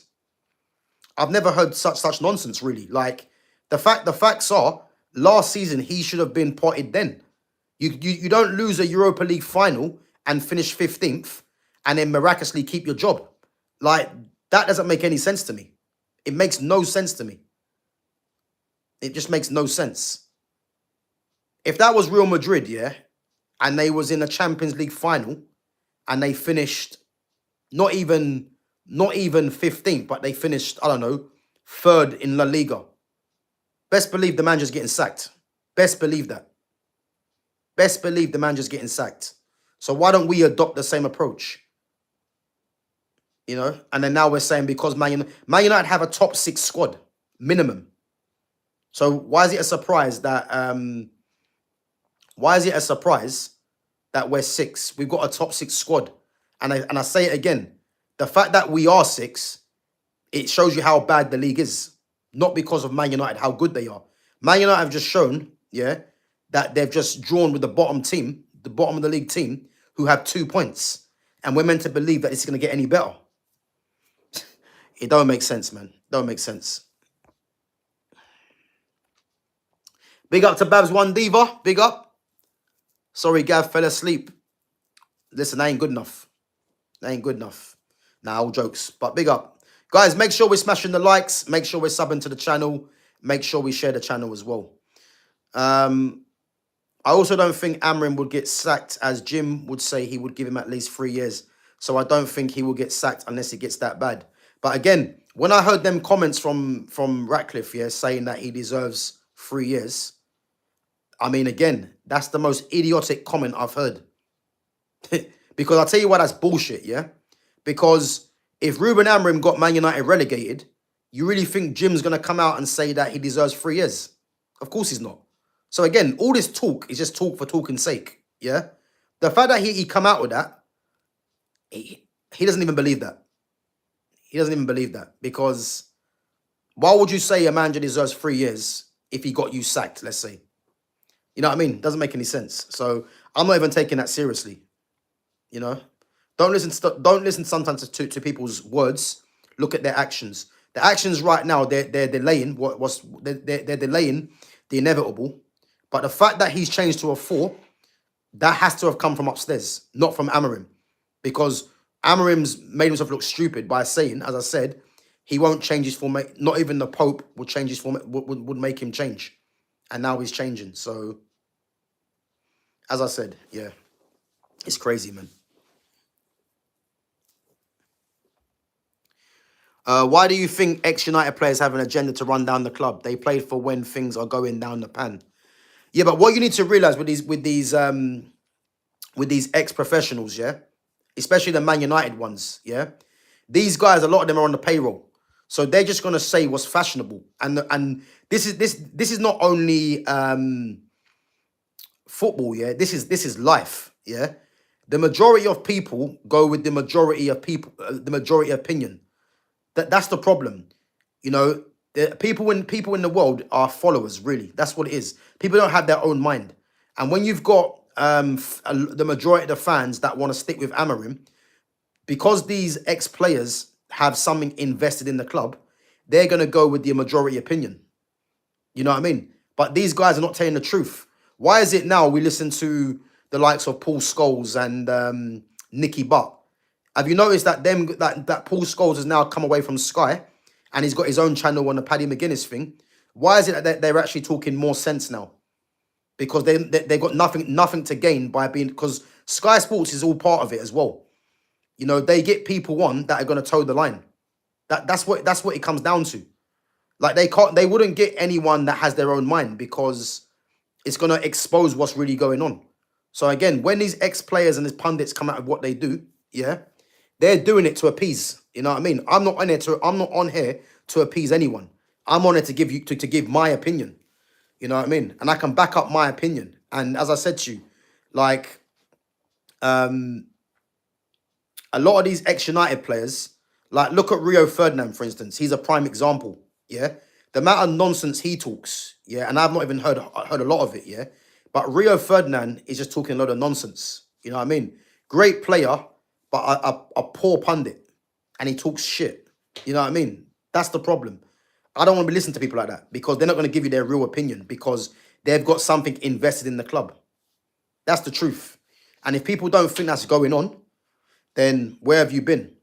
Whenever you get a Man United ex-player and they're talking well about the club, it usually means they've got something invested in the club. Because you cannot tell me after 10 years, over 10 years, that there's anything positive to come out of this club, really. That's the actual truth, you know? Who predicted Arsenal will draw in home? Now look at you drawing against Wolves. Yeah, listen, man. If you want to give me the smoke, man, it is what it is. I don't care. You know what I mean? I still front up and turn up, man, because as I said, Arsenal were struggling in the first half, and they managed to end Aston Villa's long unbeaten run and pick up the 3 points. Well done to Arsenal. But again, that's just one game. Is that going to get you? Is that going to get you the title? Go and prove it. You know what I mean? Watching a rival over your own team is diabolical. I don't think it is. I don't think it is. I think all that tribal nonsense is rubbish. At the end of the day, I like football. You know what I mean? So Man United playing Wolves, for me, is a boring game. Man United plays shit. Wolves are bottom of the league. You know, Arsenal and Aston Villa, for me, would be an exciting game to watch. So I got no problem saying that I watched the first half of Arsenal and Aston Villa. I got no problem saying that. If it makes me not a fan, then so be it. I couldn't give a damn. At the end of the day, you know, I choose to watch what I want to watch. And I chose to watch the Arsenal Villa game first half, watch Man United second half. It's that simple. You know what I mean? What 3 positions do you think Man United need, and who would you sign? So Man United, for me, need to get... So you change this formation to a 4-2-3-1 or a 4-3-3. And with the players that United have already, yeah, the first choice fullbacks for me would be Patrick Dorgu and Mazraoui. Left back, right back. You know, if Dalot wants to be back up to... if Dalot is back up to Mazraoui as a right back, then so be it. And then again, you've got the likes of Luke Shaw if he's back up to Dorgu. Lenny Yoro, De Ligt for me, Aiden Heaven. You got Martinez there as well. I'm happy with the 4 at the moment. Yeah. For me, midfield is where it is. You know, I would, you know, Kobe Manu needs to be there. Casemiro for his experience. But for me, 2 midfielders need to be brought in. And then I would say...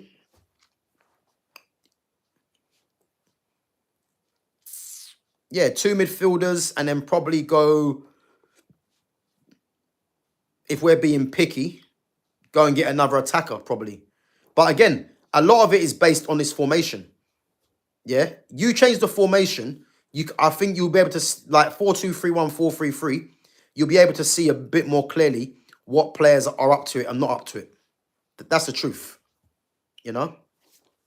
Yeah. And again, I see this today, yeah? And this is what I'm trying to say to you. The fact that there's talk about McTominay, yeah? I mean, what is this club doing, really? Scott McTominay. Like, McTominay was never a good player. He's thriving in Italy, yes, because he's got physical attributes and an eye for goal in a league that doesn't have physical attributes. So again, someone like him will do well. But to think that there's actual fans that think that McTominay should be coming back, it's just nonsense, man. So let's just skip past that, you know. So you only support things when they are going well. Again, things are not going well now, so that don't make any sense. Makes no sense. Things are not going well now. So what do you mean? Like, that doesn't make any sense. Doesn't make any sense. As I said, I chose to watch the Arsenal and Aston Villa game. It's that simple. Like, I ain't really got to explain, man. I like football, and I chose that game. Same, I love football, but you got to support your teammate. There's Man City versus Real Madrid to watch, but I make sure my team were up 2-0 against Club Brugge first, though. But the reality is, yeah, and again, this might sound harsh, but so be it, yeah. You watching your team play, yeah. The clubs don't care about you. That's the truth. Like, who are you trying to appeal to? Because if you're saying that you watch your team first and that makes you a good fan, then that's good for you. But the reality is, the club don't know who you are. So why does that matter? It makes no difference. Like, if it makes you feel to yourself that you're a better fan, then that's good for you, man. But the reality is, they don't know who you are. Like, that's it. It's that simple. Yeah, that's why you were watching Arsenal instead of us. You only support your team when they're doing good. But again, that makes no sense. Because Man United are not doing good now. So if they weren't doing good, why am I still watching them? Like, what are you talking about? It doesn't make any sense. Doesn't make any sense. At least know what you're talking about before you come on there and talk nonsense. You know what I mean? You're saying to me, why am I watching Man United? I only watch Man United when they're good. We are not good now. We are not good now, man. So again, understand what you're saying, man, before you come in there and say stuff. Don't make no sense. You know, if it went to a back four with all of our best players, back, he's picking his favourites regardless of form. Yeah, but he's always going to do that. Like, it's not a surprise, really. He's always going to do that. You know, we know if Bruno was playing. We know if Maguire was there. We know if De Ligt was playing. And again, I rate De Ligt, so it's not even De Ligt, yeah. But all three of them would have played. Mason Mount would have played today. Mbuemo would have played today. Ahmad would have played. And again, I rate Ahmad. But the ones that I don't rate, or rate to a level that a lot of fans do, the likes of Mount, Bruno, Maguire, etc., they would have all played today. You know that. You know they would have played.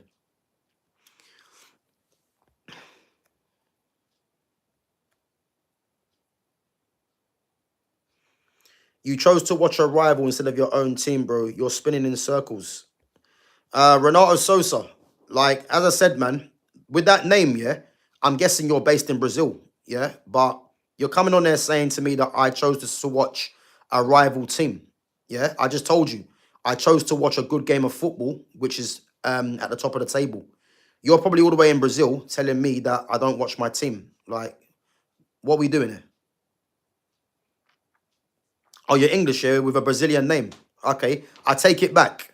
You know, I take it back. But at the end of the day, yeah, as I said, who I choose to watch is my business. Like, I don't know why you're so, you're so, you know, concerned that I'm not watching Manchester United play. You just told me that I only watch my team when we're winning. We are not winning. So what are you talking about? You know what I mean? It don't make no sense. Explain yourself, man. Explain yourself. Explain yourself. The floor is yours. Go on. Explain yourself. I'd understand it more if Man United were winning every week. You know what I mean? But I'm watching us when we're bad. So imagine me watching Man United when we're actually doing well and winning. You think I want to come on there and be negative? I don't. But I have to be honest, and I'm being honest, you know. So yeah, it's crazy, man.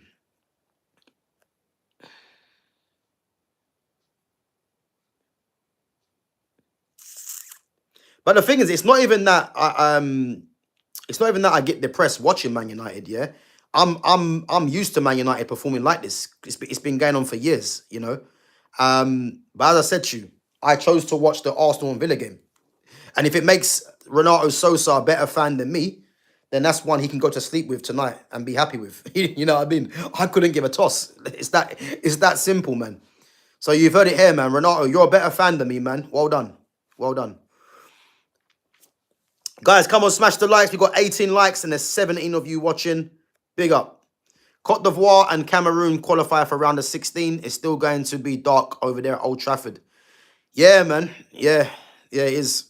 I can't even say it's not going to be, but yeah, it is what it is, man. You know what I mean? It is what it is. Watching as a neutral, not as a supporter of a club.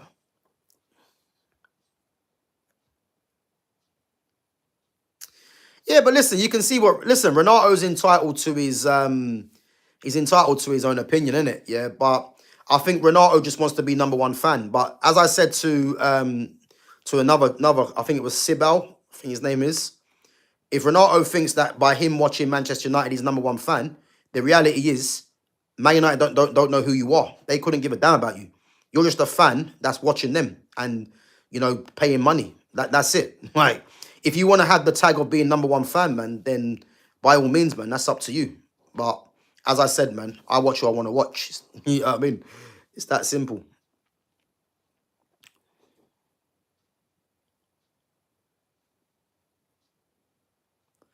You chose to watch our rival instead of our own team because you said we are shit and they're decent. Not that hard to understand, bro. Now you're actually lying there. You're actually lying. Go back. I never said I watched Arsenal because I never said I watched Arsenal actively because we're shit. I didn't say that. I said I chose to watch that game because they're playing at the top of the table. That's why. And I chose that game. So I didn't say that I'm watching another team because we're shit. And even if that was the case, that's my choice anyway. So I don't really know like what you're trying to get onto here, man. But the facts are, I chose to watch Villa and Arsenal because they're playing at the top and it'll be an exciting game. I watched the first half. Man United were playing Wolves. I watched the second half. It's that simple. Like whatever way you wanna put it, I don't care, man. I chose to watch that game. As I said, if he makes you a better fan than me, then that's up to you, man. But the reality is, Man United don't know who you are. It's that simple. Like, I don't know what you want from me, man.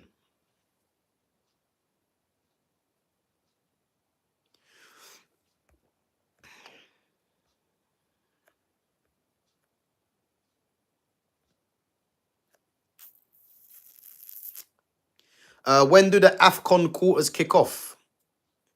Boy, who knows, man? Who knows?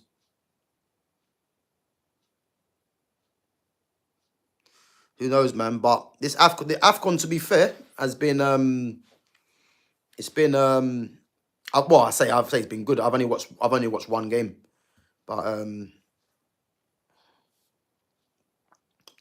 fair enough. Just most fans I've met watch their teams when they play, not to make them a better fan, but because it's the team they support.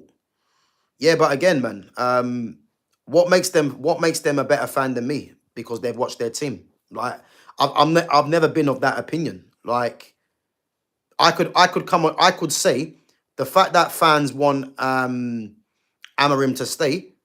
My opinion is they're not really fans. I could say that. You know what I mean? Doesn't mean I'm right, but I could think that.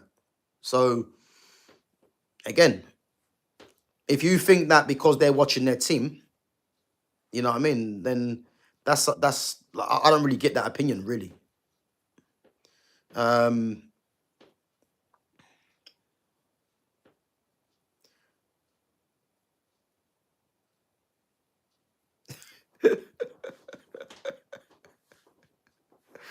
exactly, man. Your number one sticker fan doesn't. Yeah, exactly, man. Like I don't know what you want from me, Renato, man. I don't know if you want me.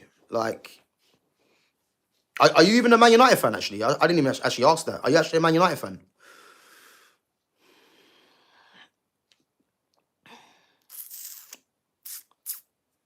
I think the AFCON quarterfinals starts on the 3rd. Okay. I think for me, it's gonna be between Ivory Coast, Senegal, and Nigeria. Nigeria. Yeah, I don't know, Algeria.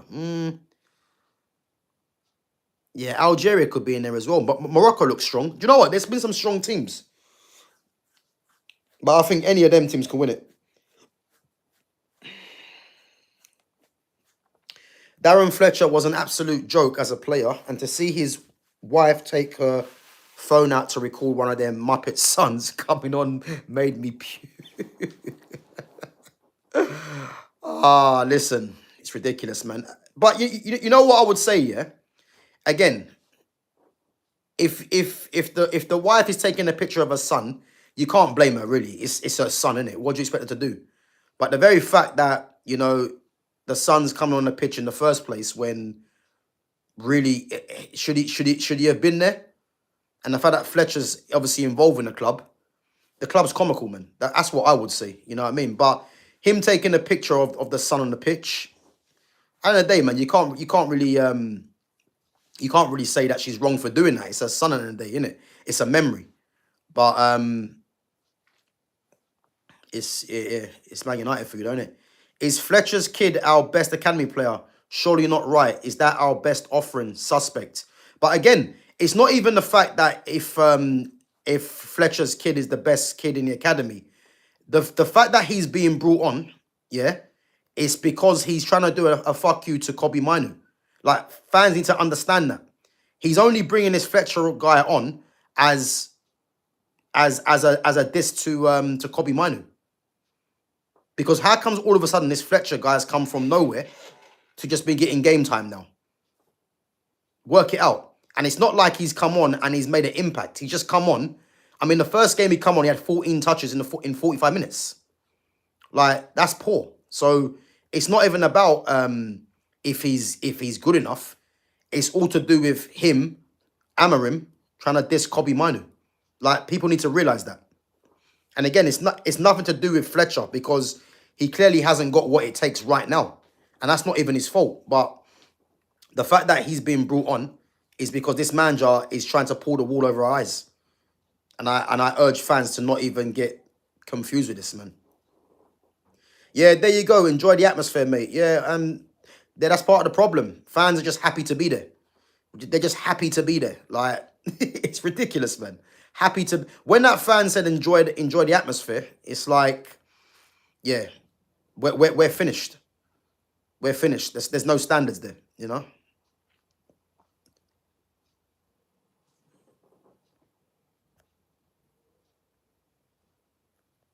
Last real creator we had was Mata. Yeah, I hear it, but Christian Eriksen was there before. Mata went before Eriksen, so that's why I said Eriksen.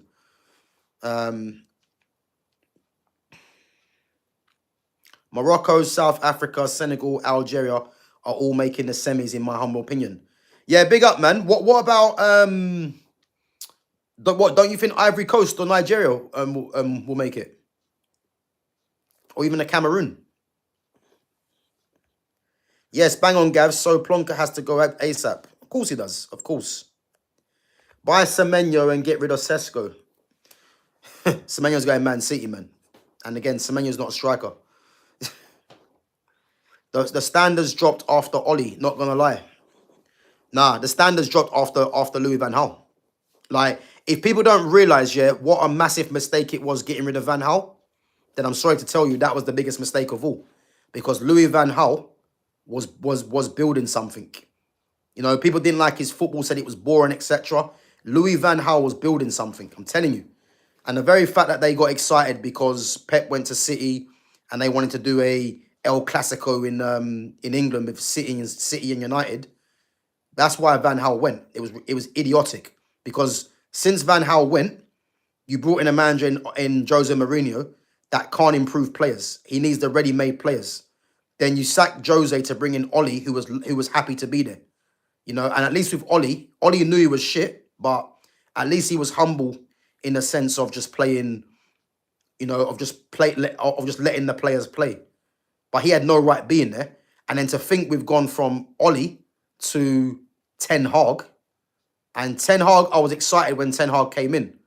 I was excited when Ten Hag came in because I was more looking at the Ajax system, thinking that he's going to come and bring some kind of Ajax football to Manchester United.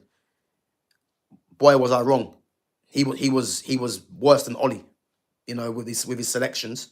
And to think that we've actually got worse by bringing in this manager, I never thought it'd be possible. I'll be honest, never thought it'd be possible.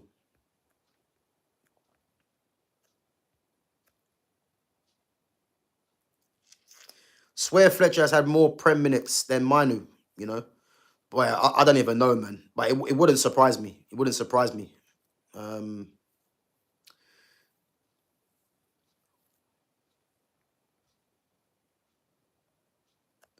the same Don who used Di Maria in midfield. Yeah, but Di Maria wasn't playing as a central midfielder. He's playing more as a 10. So that's a bit different. And I know Di Maria's a winger, but Di Maria played more.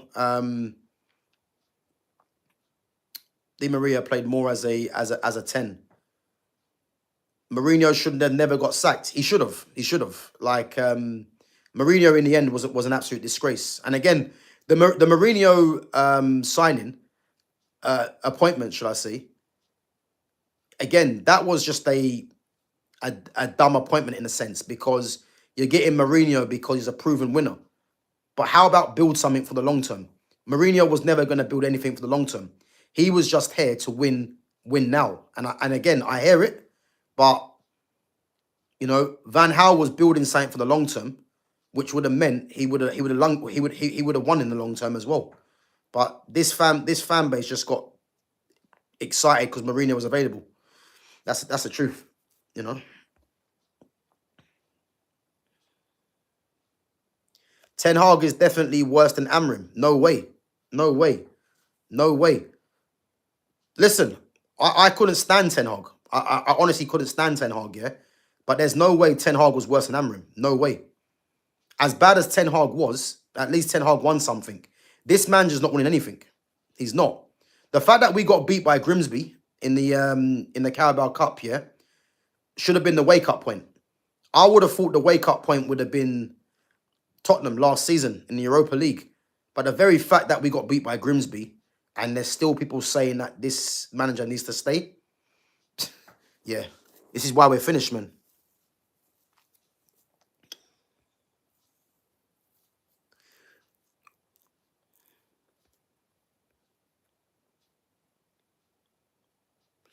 Do you think he will make it to the end of the season, or do you think he'll get sacked, Ruben Amorim? Bro, he needs to be sacked. He should have been sacked last season. He should have been sacked long before this. The fact that you're drawing to bottom of the side Wolves, like, you know what I mean? Why is he still here? That's the truth. Guys, come on, there's 22 of you and we've got 20 likes. Make sure we're smashing the like button.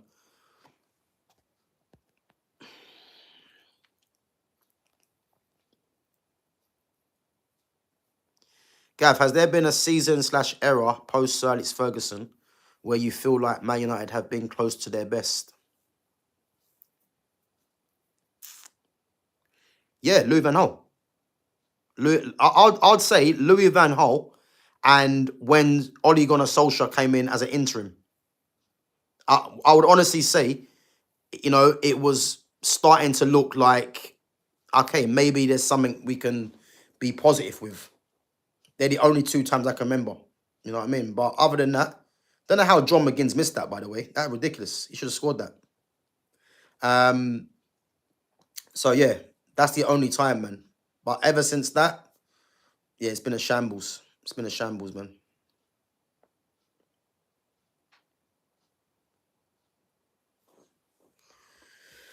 It's ridiculous, man. Ridiculous. But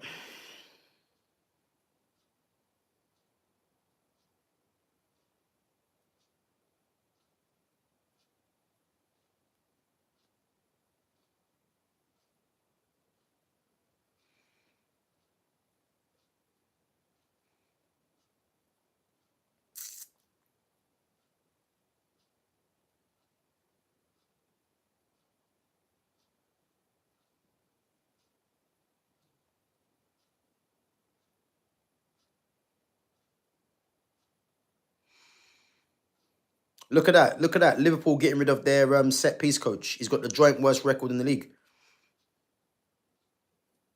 I hear it, man. They're not they're not messing about. And then in the meantime, we've got Man United just pissing about with this manager.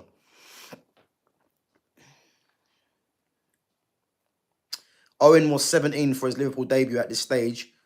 Even put JJ on the bench. JJ's not 7. JJ's 15. He can't go on the bench. He's too young. You guys are making mad comments, man. He can't. JJ Gabriel's too young, man. He can't go on the bench. He can't be in the squad. He's too young.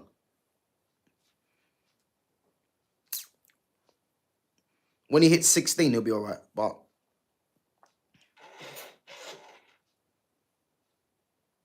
oh, Brentford have got Tottenham. That'd be a tough game for Tottenham.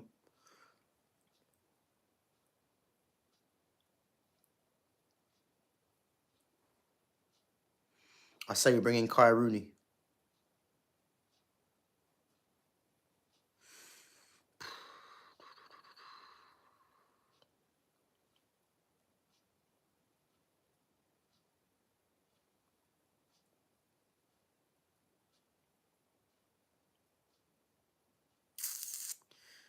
Again, the Ineos and the Glazers are a problem, but as I keep saying, yeah, they don't tell this manager to play certain things. So, as I said, man, the buck stops with the manager.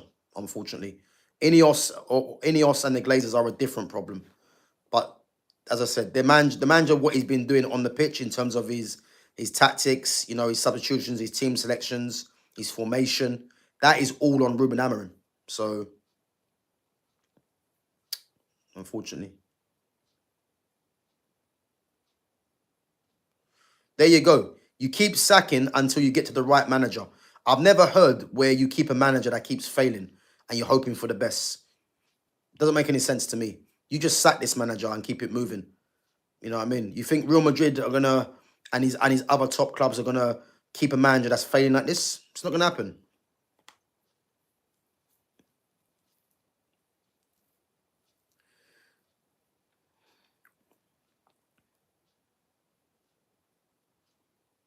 I wish we sacked 1,000 managers till we get it right.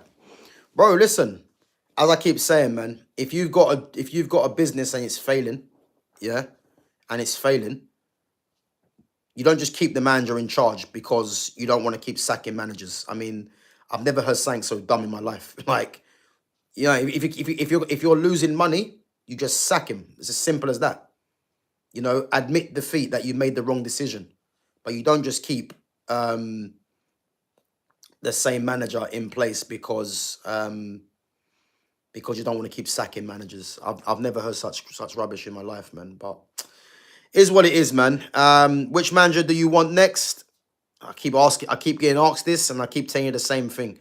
Just get me a manager, yeah, that wants to play the best players, that wants to play a 4-2-3-1 or a 4-3-3, and you get better performances, better results. It's that simple, I don't think people deep how bad this manager is and how bad the system is,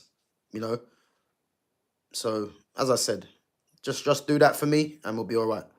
But guys, listen up. We're gonna wrap it up anyway. Obviously hitting 12:10.